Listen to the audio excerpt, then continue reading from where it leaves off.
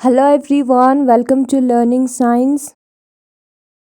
आज का हमारा टॉपिक है equation of continuity of current. सबसे पहले हम एक सरफेस को कंसिडर करते हैं जो कि बंद है। ठीक है, जैसे कि एक फुटबॉल है, उसका जो बाहर वाला हिस्सा है वो सरफेस को रिप्रेजेंट करता है जो कि बंद है। अंदर जो हवा भरा हुआ है उसको हम वॉल्यूम कहते हैं। ठीक है, और ये जो सरफेस है उसका हम छोटा सा हिस्सा कंसिडर करेंगे जिसका एरिया वेक्टर जो है, एरिया वेक्टर मीन्स एक लाइन जो कि उस सरफेस से परपेंडिकुलर होगा, 90 डिग्री बनाएगा, वो है ds वेक्टर। उस वाले पोर्शन में जो करंट डेंसिटी है, करंट पर यूनिट एरिया है, उसको j वेक्टर रिप्रेजेंट करता है और j वेक्टर और ds वेक्टर के बीच में एंगल थीटा है। ठीक है, v उस वॉल्यूम को कहेंगे जिसको इस सरफेस ने बंद किया है। जो फुटबॉल इटसेल्फ है वो सरफेस है, उसने जो अंदर हवा को बंद किया है वो वॉल्यूम है। तो जो इलेक्ट्रिक करंट है flowing out of the close surface, ये जो बंद सरफेस है जिससे वो बाहर निकलेगा, बंद सरफेस S से, उसको हम I के साथ रिप्रेजेंट करेंगे और जो है वो surface integration of J vector dot product ds vector के बराबर होगा। ठीक है, तो यहाँ पर जो J वेक्टर है वो करंट पर यूनिट एरिया के बराबर होता है। एरिया को हम S के साथ डिनोट करेंगे। नाउ जो सरफेस, जो छोटा सा सरफेस है, उसका जब हम क्लोज सरफेस इंटीग्रेशन करेंगे तो हमें टोटल एरिया मिलेगा। तो जो J वेक्टर है इनटू ये जो पोर्शन है सरफेस इंटीग्रेशन ऑफ S, उसकी जगह पर हम कैपिटल S डायरेक्टली लिख सकते हैं। ठीक है, तो करंट अपॉन एरिया है हमारा J, I divided by S into capital S और S कैंसिल हो जाएगा, हमें मिलेगा करंट। तो ऐसे हमें करंट मिला है। ठीक है, क्योंकि यहाँ पर J है, J का मतलब है current per unit area divided by area, ऊपर ds भी एरिया है, वो दोनों कैंसिल हो जाएगा तो सिर्फ करंट बचेगा। तो ऐसे हम याद रख सकते हैं। अब ये जो चार्ज है वो कंजर्व रहता है। इसका मतलब क्या है कि हम चार्ज को क्रिएट नहीं कर सकते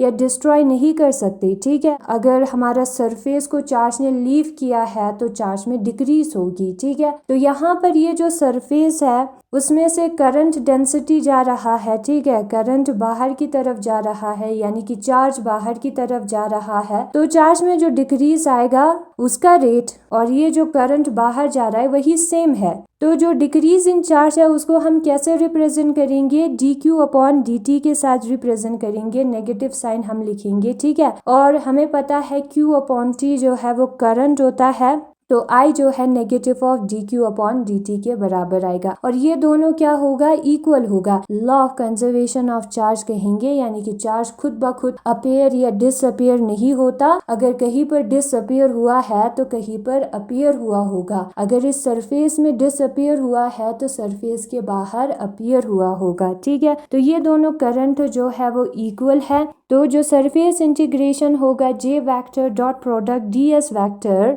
वो जो है negative of dq upon dt के बराबर आएगा। ठीक है, इस चीज को हमें याद रखना है। But charge in volume v is given by, जो वॉल्यूम v है हमारा, उसमें जो चार्ज है उसको हम कैसे लिखेंगे, q जो है surface integration of rho dv के बराबर आएगा। अब ये कैसे आएगा, हमें पता है कि जो सरफेस इंटीग्रेशन ऑफ dv है वो हमें टोटल वॉल्यूम देगा। ठीक है, रो का मतलब होता है चार्ज पर यूनिट वॉल्यूम, जिसको हम वॉल्यूम चार्ज डेंसिटी कहते हैं। तो q हमारा रो इंटू v के बराबर होगा। ठीक है, v के जगह पर हम surface integration of volume integration of dv लिख सकते हैं। यहाँ पर 3 इंटीग्रेशन मतलब कि वॉल्यूम इंटीग्रेशन है। ठीक है, तो v के जगह पर हम वॉल्यूम इंटीग्रेशन ऑफ dv लिखेंगे क्योंकि ये दोनों इक्वल है। इंटीग्रेशन को हम बाहर लिख सकते हैं, तो q जो है volume integration of volume charge density dv के बराबर आएगा। ठीक है, तो q इतना आता है, वॉल्यूम v में जो चार्ज q है वो इतना आएगा। तो जो हमारा सरफेस ds है उसने वॉल्यूम dv को बंद किया है, तो यहाँ पर जो क्या ऊपर हमने q यूज किया है उसके जगह पर volume integration of rho dv वाला पोर्शन हम यूज कर सकते हैं। q की जगह पर ये वाला वैल्यू हम यूज कर सकते हैं। तो negative of d upon dt, फिर उसके बाद हम यहाँ पर volume integration of rho dv लिखेंगे। ठीक है, q के जगह पर ये वाला वैल्यू हमने यूज किया है, ये volume integration of rho dv वाला वैल्यू। अब ये जो इंटीग्रेशन और डिफरेंशिएशन है वो इंडिपेंडेंट है। एक तो वॉल्यूम का इंटीग्रेशन हो रहा है, दूसरा differentiation with respect to time हो रहा है। तो इंटीग्रेशन को बाहर, डिफरेंशिएशन को अंदर हम लिख सकते हैं, वही हमने यहाँ पर किया है। ठीक है, इंटीग्रेशन और डिफरेंशिएशन का पोजीशन चेंज किया है। यहाँ पर जो चीज़ हमें मिला पहले वाले पेज पर, उसको मैं फिर से दोबारा लिखती हूँ ताकि फिर पहले वाले पेज पर जाना ना पड़े। फिर उसके बाद हमें क्या करना है, फिर उसके बाद हम यहाँ पर क्या करेंगे, गॉस डाइवर्जेंस थ्योरम अप्लाई करेंगे। गॉस डाइवर्जेंस थ्योरम हमने पहले किया था, इसी प्लेलिस्ट में होगा, इलेक्ट्रिसिटी एंड मैग्नेटिज्म, उसमें हमने किया था गॉस डाइवर्जेंस थ्योरम। ठीक है, गॉस डाइवर्जेंस थ्योरम के मुताबिक किसी वेक्टर का सरफेस इंटीग्रेशन जो है उसी वेक्टर के डाइवर्जेंस के वॉल्यूम इंटीग्रेशन के बराबर होता है। डाइवर्जेंस मतलब कि डेल ऑपरेटर के साथ डॉट प्रोडक्ट करना उस वेक्टर को, तो वही मैंने यहाँ पर लिखा है। Surface integration of J vector जो है volume integration of divergence of J vector के बराबर आएगा। तो ऊपर हम ये वाला वैल्यू पुट कर सकते हैं सरफेस इंटीग्रेशन की जगह पर volume integration of del operator dot product, जिसका मतलब होता है divergence J vector d v is equal to negative of volume integration of del rho upon del t DV.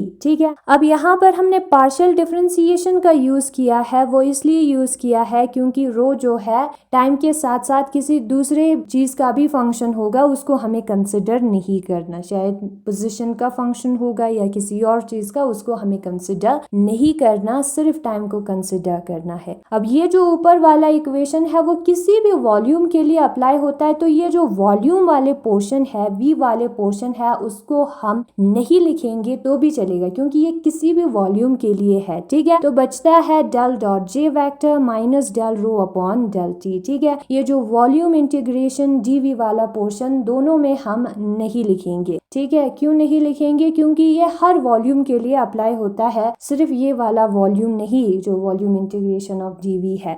और ये जो इक्वेशन है यही से हमें इक्वेशन ऑफ कॉन्टिन्यूटी मिलेगा। ये del rho upon del t, उसका साइड चेंज करेंगे हम। ठीक है, तो हम negative of del rho upon del t का साइड चेंज करेंगे तो प्लस बन जाएगा और इज इक्वल टू 0 यहाँ पर आएगा। और इस इक्वेशन को हम कहते हैं equation of continuity of current, और ये जो इक्वेशन है वही हमें निकालना था ना। हम सपोज करते हैं स्टेडी करंट को। स्टेडी करंट एक ऐसे करंट को कहते हैं जो कि चेंज नहीं होता विद रिस्पेक्ट टू टाइम। तो del rho upon del t जो है वो 0 होगा। ठीक है, क्योंकि ये टाइम के साथ चेंज नहीं हो रहा है, तो रो जिसमें करंट है वो टाइम के साथ चेंज नहीं होगा, रो कांस्टेंट होगा। कांस्टेंट का differentiation with respect to time 0 है। तो ऊपर जो इक्वेशन है हमारा equation of continuity of current, उसमें del rho upon del T की जगह पर 0 पुट करना है। ये हमारा लास्ट चैप्टर है मैक्सवेल इक्वेशन और इलेक्ट्रोमैग्नेटिक वेव प्रोपगेशन, जिसमें पहला टॉपिक है equation of continuity of current. Consider a close surface S, हमें कंसिडर करना है एक बंद सरफेस को। ठीक है, एरिया को जो कि बंद है, जैसे कि फुटबॉल बंद होता है, एस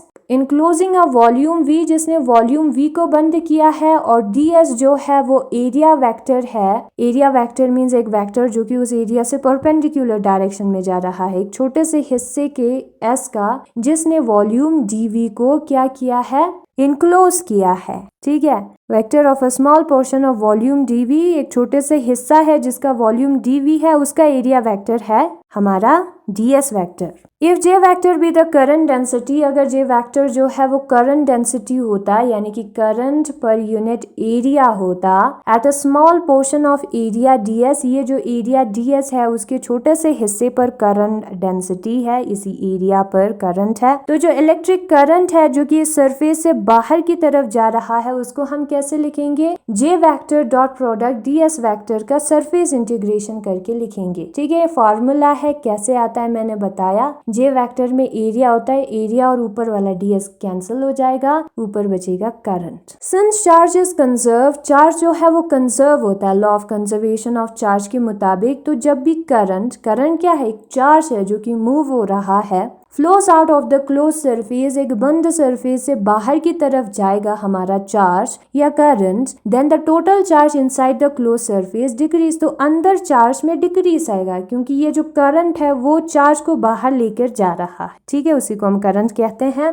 तो law of conservation of charge के मुताबिक जो rate of flow of charge through the close surface, charge जो बाहर निकल रहा है इस बंद सरफेस से जिसको हम करंट कह रहे हैं, वो जो है rate of decrease in charge in radius में जो चार्ज डिक्रीज हुआ उसके बराबर होगा, ठीक है। यही कहता है कंजर्वेशन ऑफ चार्ज। चार्ज कहीं से आएगा नहीं, खुद ब खुद अपीयर या डिसअपीयर नहीं होगा, कहीं पर डिसअपीयर हुआ है तो वो कहीं चला गया है, ठीक है। तो जो डिक्रीज इन चार्ज है उसको हम कैसे रिप्रेजेंट करेंगे, नेगेटिव, नेगेटिव का मतलब decrease, dq upon dt, rate दिया है तो डिवाइडेड बाय dt भी करना होगा और ये दोनों जो है वो इक्वल होगा, ये दोनों करंट, ठीक है। dq अपॉन dt करंट का फॉर्मूला होता है। ना अगर हम वॉल्यूम v को कंसिडर करेंगे तो उसमें कितना चार्ज होगा, रो के वॉल्यूम इंटीग्रेशन के बराबर होगा। रो हमारा वॉल्यूम चार्ज डेंसिटी है, चार्ज पर यूनिट वॉल्यूम है, ठीक है। और ये भी फॉर्मूला कैसे आता है मैंने आपको बताया। और इक्वेशन नंबर सेकंड और थर्ड को अगर हम देखेंगे तो इक्वेशन नंबर सेकंड में डिफरेंशिएशन ऑफ Q है, Q की जगह पर हम वॉल्यूम इंटीग्रेशन वाला हिस्सा लिख सकते हैं, वही हमने यहाँ पर लिखा है। डिफरेंशिएशन और इंटीग्रेशन एक दूसरे से आजाद है, इंडिपेंडेंट है, तो आगे पीछे लिखेंगे तो चलेगा। गॉस डाइवर्जेंस थ्योरम के मुताबिक किसी वेक्टर का सरफेस इंटीग्रल जो है उसी वेक्टर के डाइवर्जेंस के वॉल्यूम इंटीग्रल के बराबर होता है। वो हमने J vector dot D S vector वाले सरफेस इंटीग्रेशन पर यूज किया, उसकी जगह पर उसका वैल्यू हम पुट करेंगे, ठीक है। तो हमें ये वाला पोर्शन मिला। अब ये किसी भी वॉल्यूम के लिए, आर्बिट्री वॉल्यूम जो अभी हमने फिगर कंसिडर किया उस वॉल्यूम के लिए नहीं, किसी भी वॉल्यूम के लिए अप्लाई होता है, तो वॉल्यूम वाला हिस्सा नहीं लिखेंगे तो भी चलेगा। और फिर del rho upon del t का हमने साइड चेंज किया तो नेगेटिव पॉजिटिव बन गया और इसी को हम कहते हैं equation of continuity of current. और ये इक्वेशन कंजर्वेशन ऑफ चार्ज बताता है, यही इक्वेशन बताता है कि चार्ज कंजर्व है, क्योंकि हमने माना ना कंजर्व, यहाँ से अगर फ्लो आउट हुआ है तो डिक्रीज होना चाहिए बोलकर। जब कभी स्टेडी करंट फ्लो होता है सरफेस पर तो उसका मतलब होता है कि चार्ज जो है किसी भी पॉइंट पर इस सरफेस पर जमा नहीं होगा,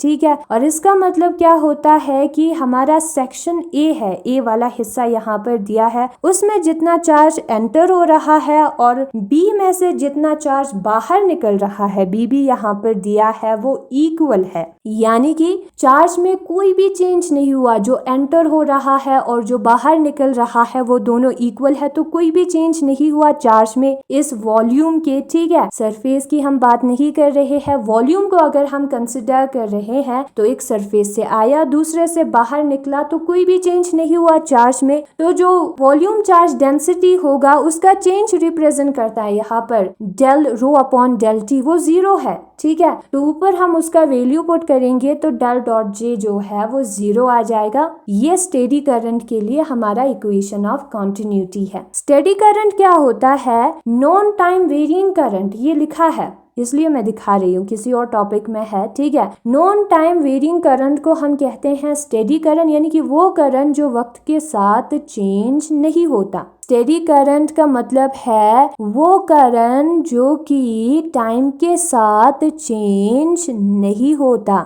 ठीक है। तो यहाँ पर रो क्या है हमारा, करंट पर यूनिट वॉल्यूम, वो भी टाइम के साथ चेंज नहीं होगा, ठीक है। डू नॉट चेंज है, डू चेंज नहीं। तो यहाँ पर ये जो रो है वो भी करंट बता रहा है एक वॉल्यूम में, तो वो भी टाइम के साथ चेंज नहीं होगा, यानी कि ये जो रो है हमारा वो कांस्टेंट है। एंड जब भी कभी हम कांस्टेंट का डिफरेंशिएशन करते हैं, पार्शियल डिफरेंशिएशन हो, डिफरेंशिएशन 0 आएगा, तो ये वाला पोर्शन इसलिए 0 आया है और हमें ऊपर del dot J is equal to 0 मिला है।